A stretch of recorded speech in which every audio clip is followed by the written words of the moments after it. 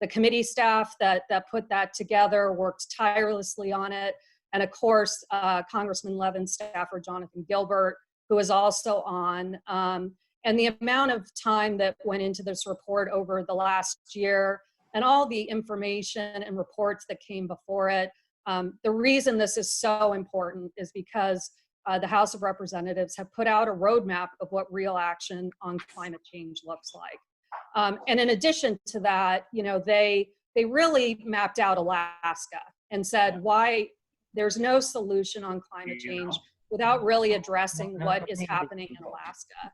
And I want to just read, just as we get into this, a quick quote that the report spoke to that just gives you a sense of what is really at stake in Alaska.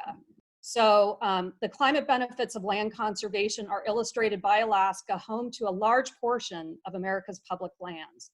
A 2018 U.S. Geological Survey report stated that the amount of carbon stored on federal lands in Alaska was approximately 62% of the total carbon stored on federal lands.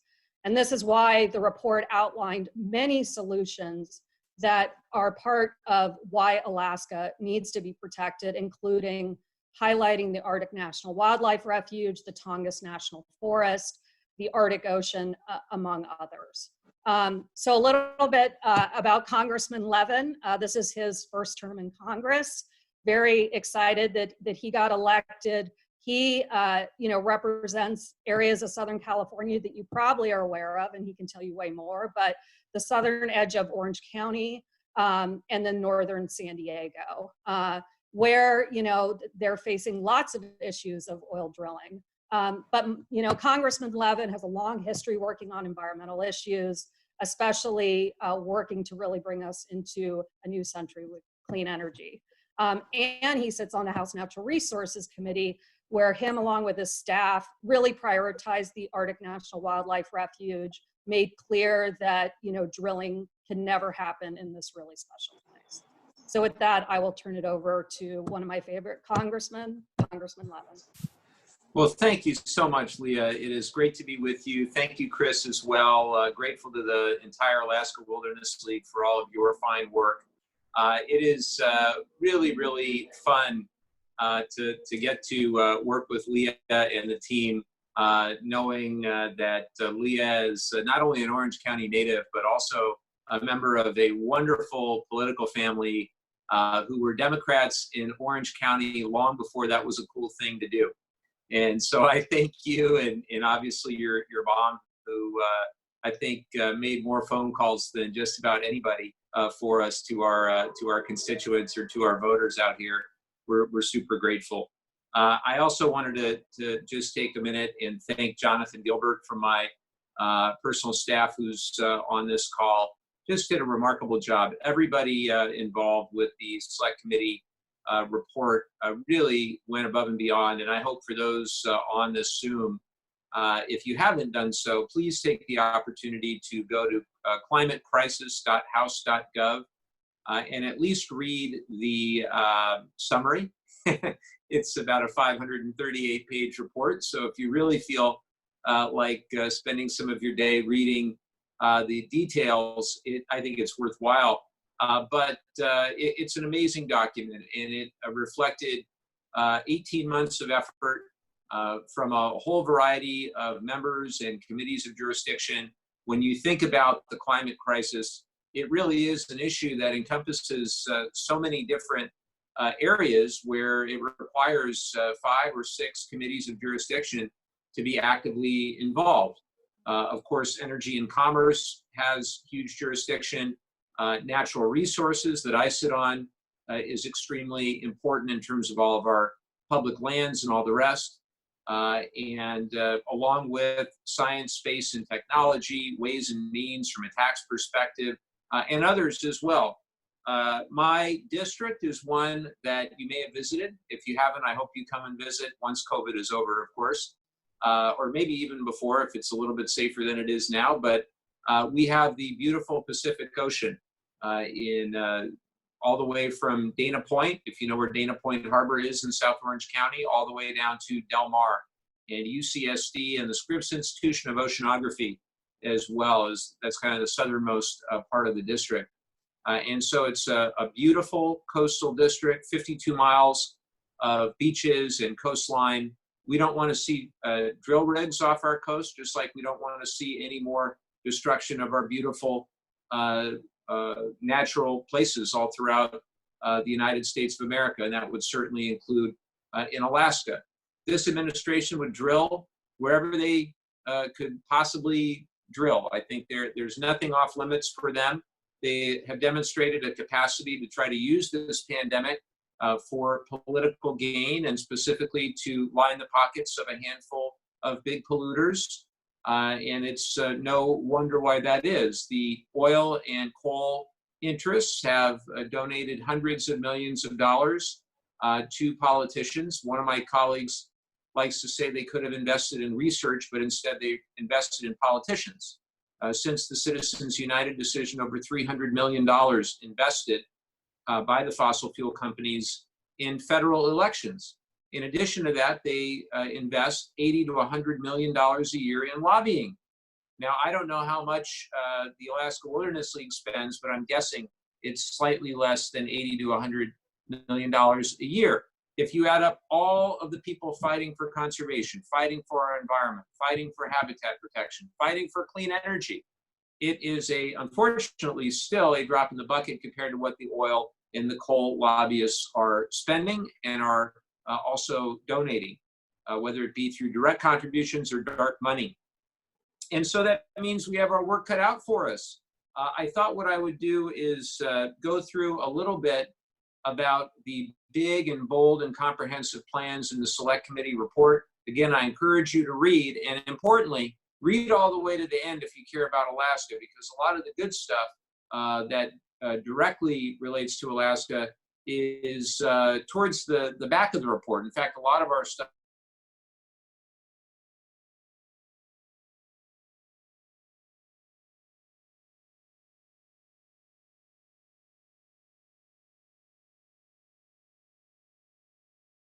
worked out, and Jared has been a great friend and a great landlord. He has also been a terrific advocate for Alaska and sits with me on both the Natural Resources Committee, where he chairs the Water, Oceans, and Wildlife Subcommittee, as well as with the Select Committee on the Climate Crisis. We held a bunch of hearings, I think 17 hearings. We solicited information from literally hundreds of different organizations. I certainly want to thank Alaska Wilderness League for putting together their comments, and many of them made it into the report. And so what are we trying to do with this report? Well, I think it is a solution, a series of solutions that is commensurate with the science, with the goal of keeping warming to 1.5 degrees Celsius. And it's my hope that it's going to be the playbook that we use in the 117th Congress, knock wood, the 117th Congress, working with a Biden administration. And if you saw today, Biden released his own plan, as I said, to build a modern, sustainable infrastructure and equitable clean energy future. So this is the new Biden plan out today, which I haven't gotten all the way through, but I'm going to by the end of the day. And I'm really excited. This is a hopeful time, because in the middle of this awful pandemic, in the middle of this anti-science, anti-environment administration, in under, 113 days, 112 days, the American people will have the chance to kick them out and to bring in people that are far more pro-environment, pro-science, wanting to protect our air, protect our water, protect our open spaces and our public lands, and also reduce carbon pollution. So we may be on the precipice of a much, much better time. We've got to be hopeful. As Leah will tell you, I am a card-carrying optimist. I think you have to be in our line of work.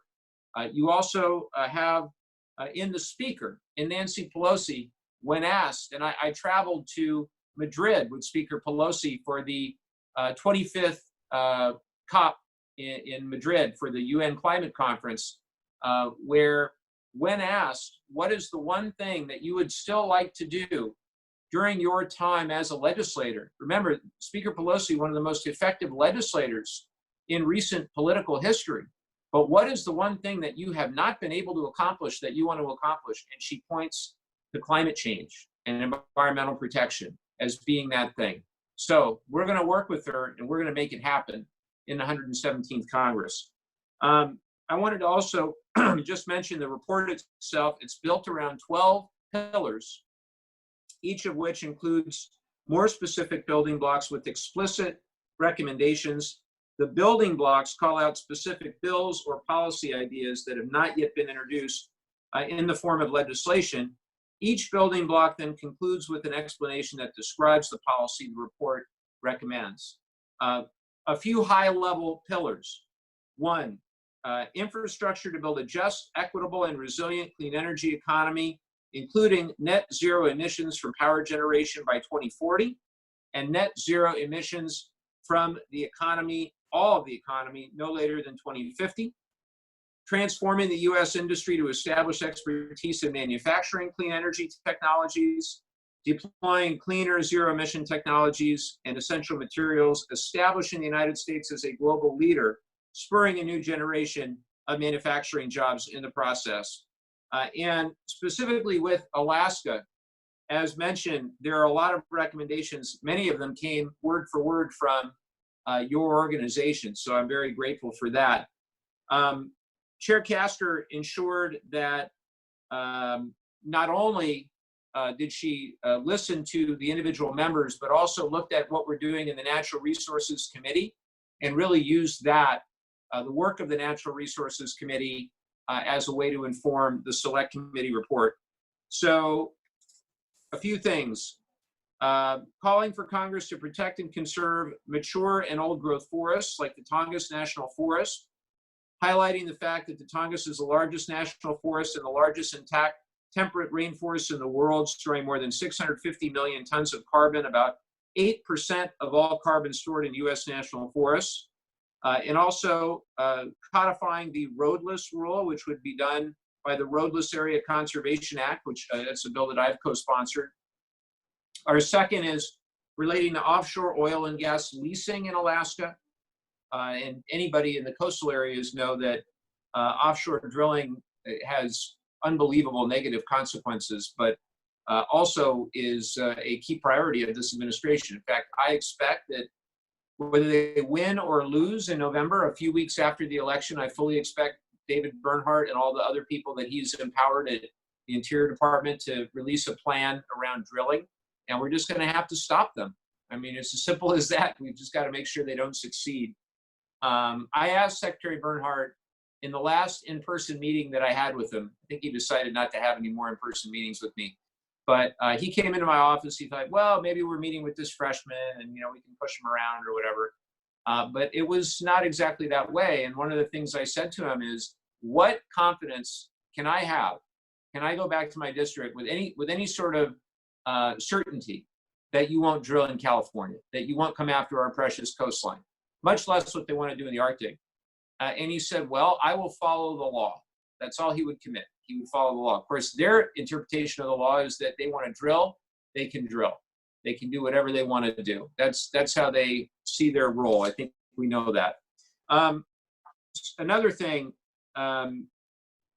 so we call the report on Congress, prohibit any new offshore oil and gas leasing in any region of the Outer Continental Shelf, including bypassing the Stop Arctic Ocean Drilling Act,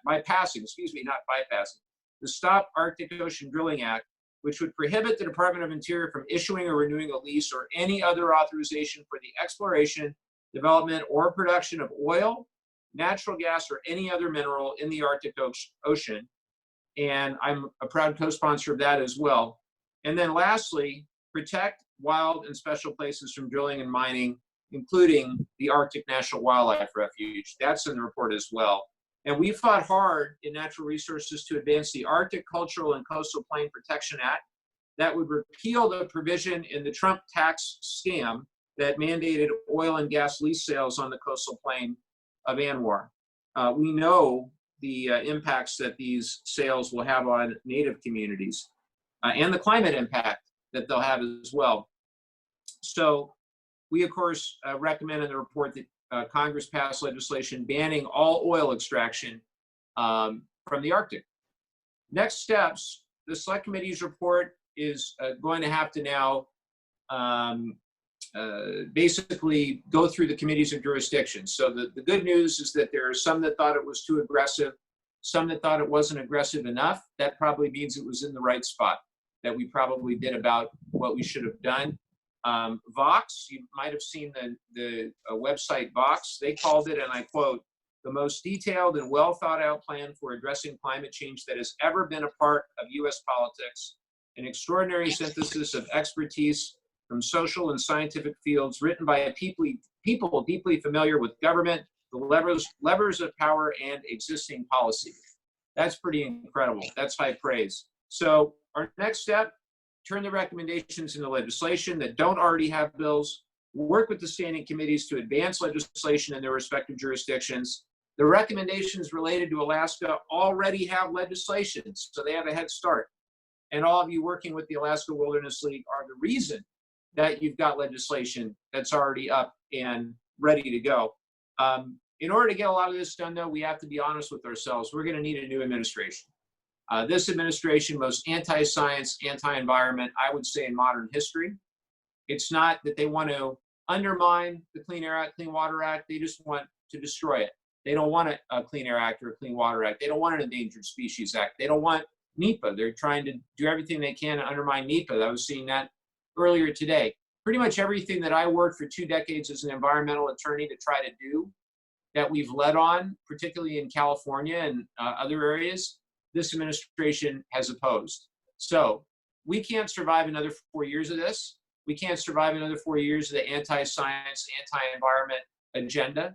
And I know this is not supposed to be a political meeting, but keep working hard. Let's have no regrets come November 4th. We have to wake up that next day and know we put it all on the line, because not only Alaska, but our whole planet hangs in the balance. So with that, I'll turn it back to Leah.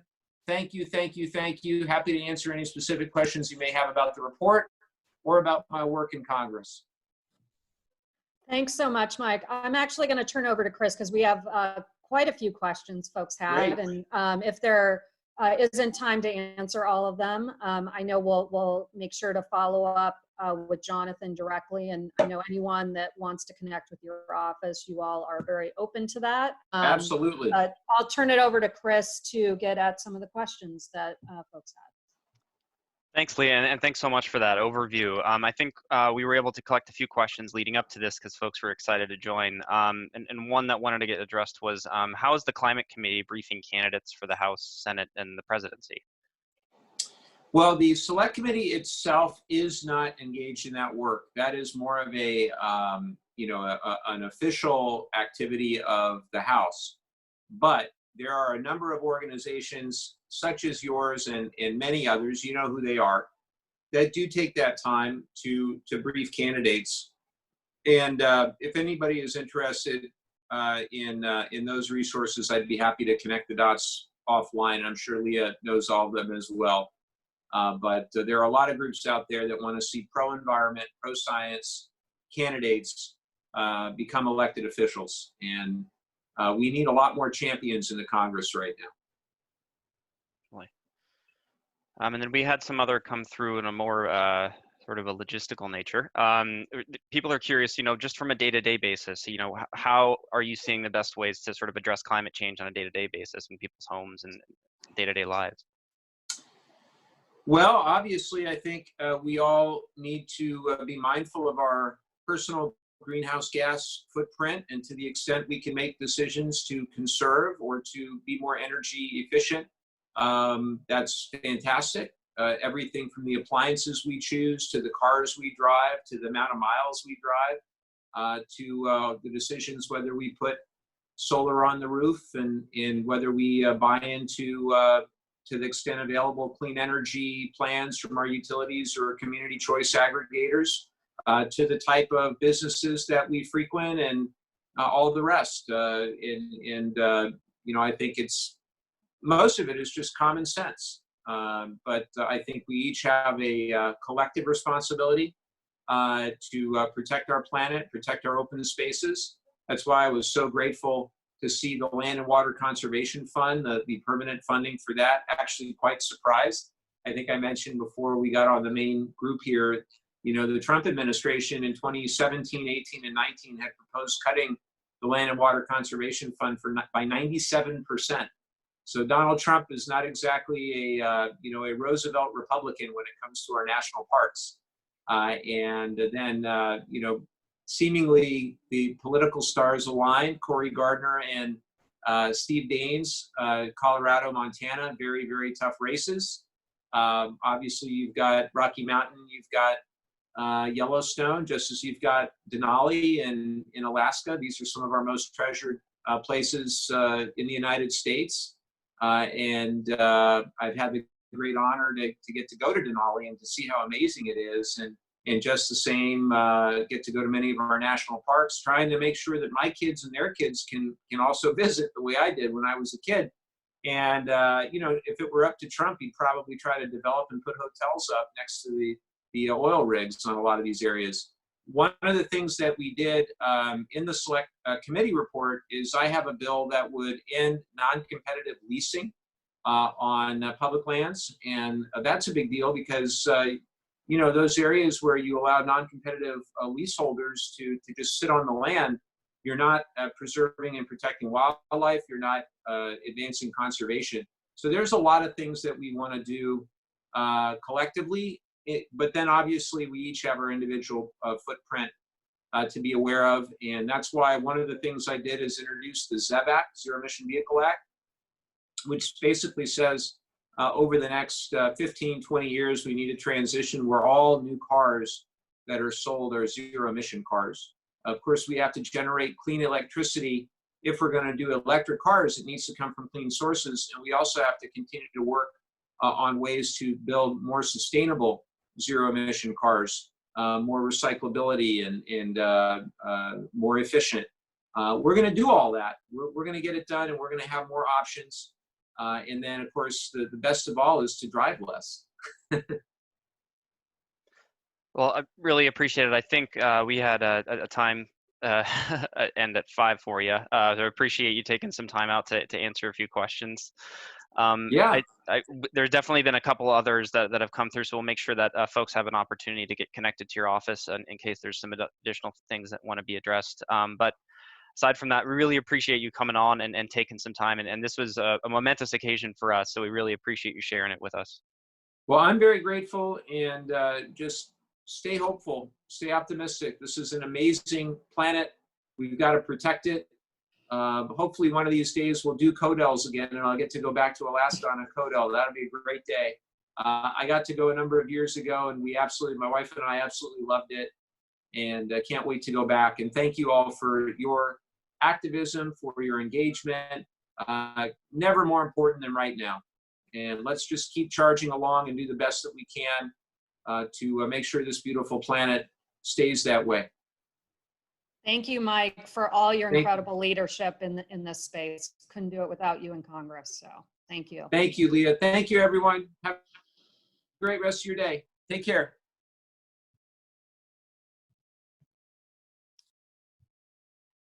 So just as a follow-up, wanted to share a little bit more background on the report and the engagement that Alaska Wilderness League has done directly with the committee and champions like Mike Levin, but also, building momentum in Congress. A lot of the legislation that Congressman Levin laid out has been things we've been working on collectively, thanks to all of your support and honestly, all the activism that people do across the country.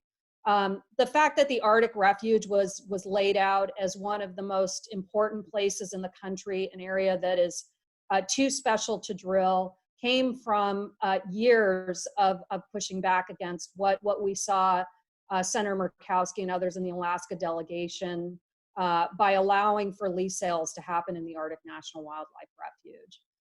So we worked early on with the folks on the committee and with our champions like Congressman Levin and Congressman Huffman, who both sit on the select committee. The fact that Speaker Pelosi named this as such a top priority that she created a committee to address these issues and put Congresswoman Castor, who is a real big champion on climate to address all of these things was crucially important. And Congressman Levin laid out a lot of the work we did, and while hopefully some of our words wound up in the report, it was really a report that was written by congressional staff with, you know, input very, very far and wide. The general public got a chance to weigh in, among others. And so, you know, we worked very closely to make sure that the Arctic National Wildlife Refuge was elevated and prioritized within this. So not only did they prioritize passing the legislation that did pass the House last year, they also really prioritized protecting public lands. And one of the big initiatives, which you see outlined here in the report, but also is outlined in the strategy that Biden has put out, is that 30% of all public lands need to be protected in order for us really to make a dent related to climate change. And, you know, Alaska is at the forefront of that. I started off the call talking about how 62% of the carbon that is still in the ground is in Alaska. Well, you know, Alaska also has, you know, some of the most large public spaces that are still untouched in the United States.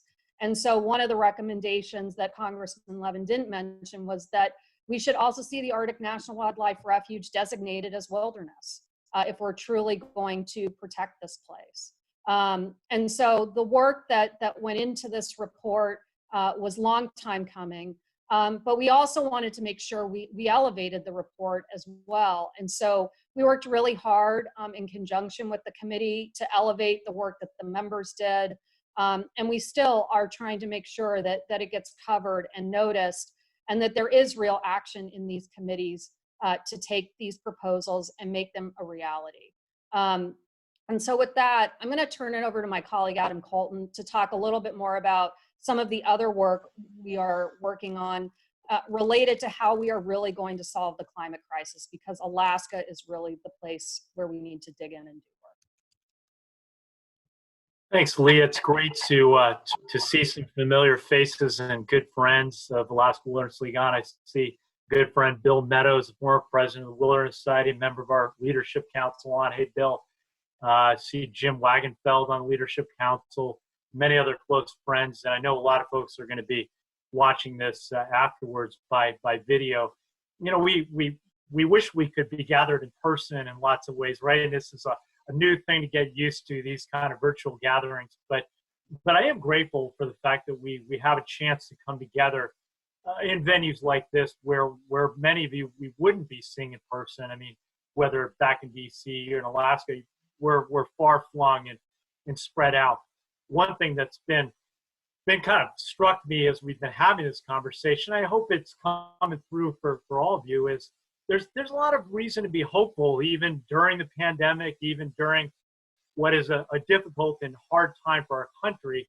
But I feel this climate report is just yet another example of where we're starting to kind of get our act together in terms of the agenda that can actually move the needle and solve multiple problems at one time. And there's a certain intersectionality to a lot of the challenges that we're facing in the environmental world. You know, we sometimes make mistakes and talk about these issues as somehow disconnected, as if climate change or public lands protections or clean water, clean air aren't all connected. But now not only are we making those connections, but we're understanding the connectivity to bigger issues around race and justice. So there's an exciting agenda, hopeful agenda. I think just to give you a snapshot of that on the Alaska front, I think my colleague Chris is going to put a couple slides up here. But you know, lately we've had some really good news on the out of the courts, and you know, this isn't in the Alaska space, but we had many of you and others have been fighting this proposed Dakota access pipeline. Pipeline actually got underway, and there were protests. Indigenous leaders were fighting this, climate activists, but the pipeline actually got underway. and operational, pumping oil, dirty oil, heavy oil that has higher emissions. And what we saw out of the courts was an order that the pipeline needs to come to a halt, and the oil needs to be emptied from the pipeline, and potentially this pipeline is going to be shut down. Now, obviously, there's more legal activity to go, and we'll have to kind of see how that plays out. But I think one hopeful sign about that is these fights you don't give up on. When it comes to the health of our planet, when it comes to the future of our children, when it comes to indigenous rights, when it comes to our iconic wilderness areas and wildlife, what all of you being part of the Alaska Wilderness League family, what we all have in common is we're not willing to give up on these places. And let's be clear, we've had a tough several years of attacks on wild Alaska.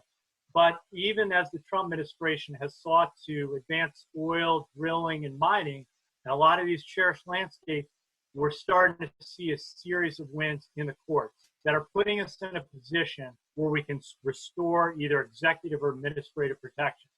Not only do we see that in places like the Dakota Access Pipeline, we saw it in the Rocky Mountain West, where there was a really ambitious plan to protect sage-grouse habitat that had been put in place in the Obama administration. And we saw the courts act to rescind oil and gas mineral rights, a lease sale that was held because of, again, a faulty environmental process that this administration had. And that could bode very well for us if the Trump administration moves forward with some oil and gas lease sales in the Arctic, whether in the Western Arctic or in the Arctic Wildlife Refuge, before or after November. So, this is a really, really good development in the court system. In addition to that, we saw a proposed road through designated wilderness in the Eisenbeck National Wildlife Refuge on the Aleutian Peninsula. This is an area that's, most of the Pacific black ramp population relies on this area, 200,000 black ramp, emperor geese, caribou, walrus. It's an incredible landscape. Putting a road through this area has been something the Alaska Wilderness League has been fighting for years. We just had a second successful court decision that scuttled that road from being built. In addition to that, we saw the court stop one of the largest proposed timber sales in the Tongass National Forest in decades on Prince of Wales Island, more than 37.5 square miles of old growth timber. So a lot of good news coming out from the judicial system as a result of your support for our advocacy work, for our legal work. And so together with our partners, some really good victories. Let's move to the next slide, Chris. Another really hopeful sign is the degree to which we're getting big banks to signal that they're not willing to finance oil and gas leasing activities in the Arctic at all. So this is more than a dozen major banks, Goldman Sachs, JP Morgan, Wells Fargo, and others that are saying they're not willing to underwrite any new oil and gas projects in the Arctic. So irrespective of what happens politically, we're seeing major financial institutions saying they're not willing to finance oil company operations in these sensitive and cherished wild areas if they are under lease. So very positive development, something, again, that you as Alaska Wilderness League members have helped make possible. And another thing that you're helping us do is we're in the middle of multiple fights right now in Alaska, and we've got to be out there really aggressively on these things. Right now, the administration is trying to put the final touches to exempt the entire Tongass National Forest, all of its roadless areas, from this incredible roadless rule that's been in place since 2001. It's an area that protects the old growth habitat, it protects the most important wildlife habitat in the Tongass, and it protects that keeps that carbon sequestered that Lee and the Congressman were talking about. So we've been launching a series of ads to build support in the state of Alaska for keeping the Tongass intact, because the Tongass, we know it as a iconic wilderness, as a place that's important for wildlife and our climate future. But for Alaskans, it's also their backyard. It's a place for outdoor recreation. It's important for the economy of communities. It's important to the indigenous people of Southeast Alaska. So this is a really important time to be organizing and elevating protection of Tongass. So over the next several weeks, we're running a series of ads across the state, digitally, in the newspapers. You've been helping us do this, so we're very appreciative of that support that we're trying to mobilize folks on. Next slide. And so just a shot of the Arctic National Wildlife Refuge. You can see the kind of foothills of the Brooks Range there. You can see the Brooks Range behind me. But, the Trump administration is also continuing to try to move forward with oil and gas leasing there. Again, we feel really good about the position we're in to fight back and stop drilling in the Arctic Refuge, but it's certainly no time to stop telling the story about what's at stake, and we're going to need all of your help, your support for the League, for our agenda, the pressure on Congress, because this is the moment, when the Congressman talked a lot about elections, and whether you're a Republican or a Democrat, this is a time where all people that are running for office are paying attention to the issues, the chance to elevate these issues, the chance to tell the story, and so we need to make sure that all our voices, all of us who care about Alaska, are heard now louder more than ever. So with that, let me turn it back to Chris, but again, express a huge amount of gratitude for you being with us on this call, and the activism, the financial support you're giving to Alaska Wilderness League, and most of all for your absolute commitment to make sure that we protect these cherished places for this and future generations. Thanks very much, Adam. And I'll just piggyback on that to say that, in addition to a lot of the big good work that's been done in the past few months, there are some immediate actions that we're looking to you and our supporters across the country to help out. One of the items is in the Western Arctic, as we're looking at the National Petroleum Reserve Alaska, and I hope many of you got an email from us today asking you to speak out.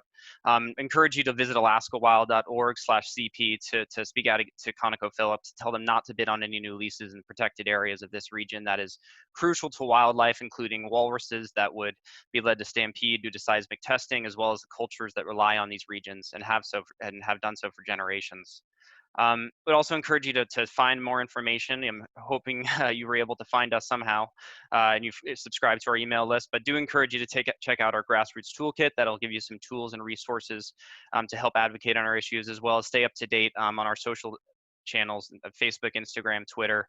There's a lot of great resources there, as well as a good opportunity to just disconnect and sort of see some beautiful images of Alaska as well. The newest thing that we're excited to highlight and unveil is we actually have some brand new face masks that we're using as an opportunity to help folks who are looking to spread the word on needing to protect the Arctic while also remaining safe in their communities. We're offering this as an opportunity for folks who are interested in becoming new monthly contributors to the League. This is an incredible group of supporters that we have currently that we're looking to grow, who provide sustaining resources as we fight day in and day out on these issues. Even with the lockdowns occurring, we are still fighting tooth and nail in every aspect of the cause. So please encourage you to check out some more information at alaskawild.org/mask. And I do see some existing monthly supporters on this call, which I'm excited to see. So please contact me. I'll provide my information and a follow-up note to everyone if you're interested in learning more about how to get your own and sort of show your own Wild Alaska supports. And with that, I did want to open up. I did see that there's been some chatter in the chat, so some questions either for Representative Levin's office, but also some potential questions for our staff. And I just wanted to open it up and see if anyone had any particular pressing questions for either our Legislative Director Leah or Executive Director Adam here on the call.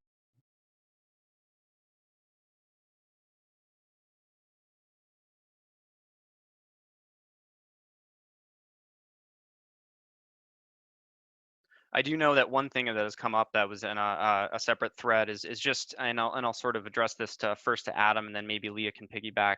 Is folks are just curious about how people can still continue to fight plans to drill in the Arctic Refuge.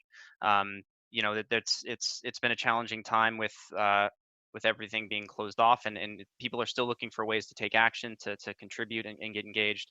We've sort of highlighted a few opportunities on how to get involved with the Alaska Wilderness League, but curious, Adam or Leah, if you're seeing anything in particular down the road that you might want to highlight as well. Well, number one is, and you said it, look, you've got to, hopefully folks, if you're not already, obviously been getting these emails about events like this, but we're very, very committed to making sure you get the latest ways to engage in these critical fights. And it was because of folks like you that we've been able to put pressure on the big banks, financial institutions, not to finance activity in the Arctic. It's because of you that we've been able to rally support in Congress to pass legislation, restore protections for the Arctic Refuge through the House, and we just are poised to see another measure through the House shortly that would make it very difficult for the Interior Department to have a lease sale at bargain basement prices. So it gets kind of technical, but we want to set a minimum threshold, which you can't auction these things off, because too often what happens is they have these lease sales, the companies bid $5 an acre, and then they basically give those mineral rights to companies. That's unacceptable. And we're trying to rally not just the Democratic support, but there should be fiscal conservatives that can embrace that argument that we ought not to be auctioning off our national treasures for less than the price of a cup of coffee. And that's essentially we've got that legislation. So these are efforts you can continue to urge your members of Congress to step up and fight for the Arctic. There is a bill, and I'll ask Leah if she wants to win, but we do have legislation in the Senate, and we are seeking more co-sponsors for that legislation that would protect the Arctic Refuge's wilderness. So that's an action folks can take. There are still some senators that we'd like to get on that bill that haven't. Yeah, and I'll just add that every member of Congress, whether or not they've co-sponsored legislation, has such an important voice. And if they know their constituents are passionate about this issue, it's amazing how many members of Congress you can have a conversation with about the Arctic Refuge, and they are passionate about the issue, and they're going to do more if they hear from their constituents. So you can certainly push them on the specific pieces of legislation that Adam mentioned, but this issue really resonates with people across the country, whether it's about addressing the climate crisis or standing up for frontline communities like the Gwich'in people that are fighting for their land and future generations. Those things really resonate with members of Congress, and the only way we're going to stop drilling in the Arctic National Wildlife Refuge permanently is to have Congress really take even more bold action than they already have. So there's never a time where you can't reach out and get them to speak out publicly, get them to lead legislation, or just put up a tweet about how important the Arctic National Wildlife Refuge is. All those actions make an incredible amount of difference, especially when we are in a period where we could see a transition. And the more that that we see the Arctic National Wildlife raised in political circles and through the election cycle, the stronger we're going to have on day one that we hopefully will see a new administration that will take action to actually protect this place. Thanks, Adam and Leah. And we had one other question come through the chat here. And as I sort of bring this up, I did also want to encourage folks, you should be able to, there's a raise hand function within the chat, and would encourage you to use that if you have a question that you'd like to address over video. If for some reason you're not seeing that, there's also a reactions with a little smiley face there. If you want to do a little hand clap, I'll make sure to unmute you and make sure that we have the question addressed. One of the questions here is actually in sort of a piggyback on what Adam had outlined with some of the recent court victories. I think there's some curiosity around what sort of potential litigation we have moving forward. And I don't know how much we can highlight there, but specific me, I would probably want to call attention to, the fight to protect the Arctic Refuge. That's been one of the things we've been sort of eyeing, but I'm just curious if you have anything to share. Thanks. I mean, we're waiting for the Interior Department to issue its record of decision, which is sort of the final stage of the environmental planning process related to the Arctic National Wildlife Refuge. And then we're also that's a key moment for us relative to our ability to go to court and challenge the environmental review process. And based on everything we've seen so far, they're giving us a lot to challenge the inadequacy of what they analyzed, what they looked at, shortcuts on science, putting polar bears at risk, inadequate consultation with the indigenous people of the region, the many, many issues that we expect that we'll be able to challenge in court. We're also, Chris mentioned that unfortunately, even as we've been paying a lot of attention to the Arctic National Wildlife Refuge fight, there is the other area in the Arctic, 23 million acre National Petroleum Reserve, unfortunately named, but it has these incredible wilderness and wildlife and subsistence resources in areas like Teshpuk Lake, the largest lake in the Arctic, a really important area for migratory waterfowl, for caribou. That area is really on the chopping block, and ConocoPhillips is eager to get its hands on some acres that have been off limits before.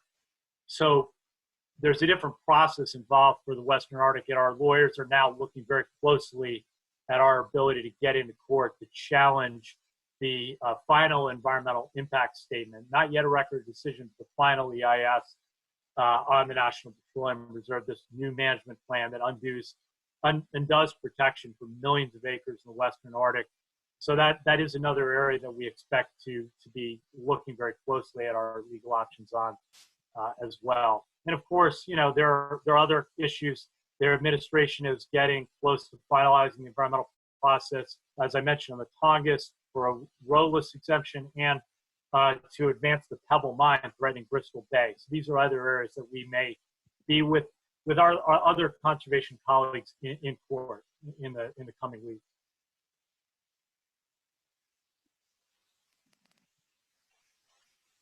Thanks, Adam. And I want to give people just a quick moment in case there is some last second questions that come and trickle through.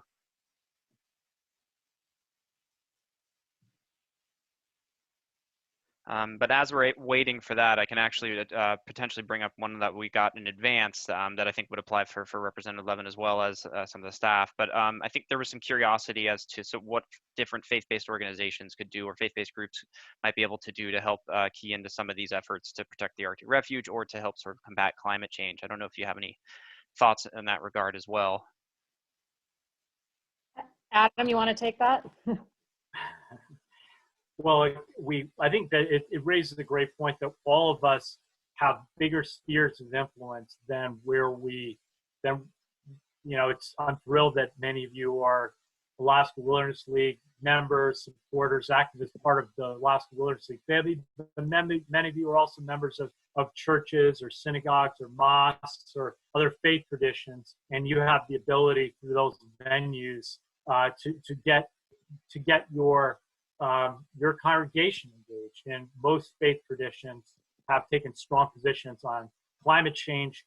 Many have engaged in Alaska issues. The Episcopal Church, Methodist Church, Union of Hebrew congregations, many others have come out with strong positions on issues like the Arctic Wildlife Refuge. Obviously, we all know about the Pope's encyclical on climate change. And I think we see the issue, of course, we come to these issues in different ways, but we started this call thinking about it from a climate lens. And so we know that if we're talking about bringing all the carbon out of places in the Arctic, and in addition to that, where we're going to lose the sequestration, the ability to keep carbon, absorb carbon in places like the Tongass, if we pursue these reckless policies that are now under consideration, we're putting people at risk all over the globe. We're contributing to climate change in a really reckless manner. And so I think that whether the faith tradition has engaged directly in Alaska, as many have, or more broadly in the climate fight, there's enormous opportunities to get your congregation involved. And if you want to follow up with us and ask about your faith tradition and what may have been done at the national, international level, we can get you that information, and maybe you can use it to engage your own congregation. Thanks, Adam. And we had one more question. I'll assume is the final one for the presentation, but I'll just address it over. It's in regards to the Gates of the Arctic National Park and Preserve that I think a number of our staff and supporters have had some meaningful experiences backpacking through.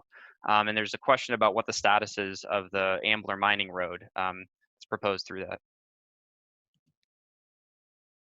Leah, do you want to take that? I mean, yeah, it's still in consideration. I know that the state reinvested in it and decided to continue to move the project forward. There was an announcement of that late in June, but I don't believe it's been fully approved yet. We continue to track it and work with our partners to push back on it. I'll put an article in the chat which has some more information on it. Yeah, and I'll just say, I mean, look, this is an enormous boondoggle, and Alaska is facing a real fiscal crisis, obviously, like much of the country right now, really struggling with the COVID situation. But when you think about the impact with oil markets plummeting, with tourism down, with fisheries even struggling during this period of time, there's real urgency to sort of think about the future and kind of this reckless effort to exploit mineral resources in really hard to get at areas by building, boondoggle roads through hundreds of miles of wilderness is the wrong direction and completely unaffordable for Alaska. So, we're hopeful that some of the economic pressures will also make it difficult to pursue this. Well, thank you again. On that note, I just wanted to reiterate another thank you to everyone who was able to join us tonight. Thank you to Representative Levin, who left us earlier. But we encourage you to reach out. I'm going to be providing my information here in the chat. So please feel free to reach me directly, and then keep an eye out for some additional resources coming your way tomorrow via email. In the meantime, thank you again for supporting our work, for continuing to stick with us, and for continuing to make this work possible. I hope everyone is safe and healthy, and then have a wonderful rest of your day.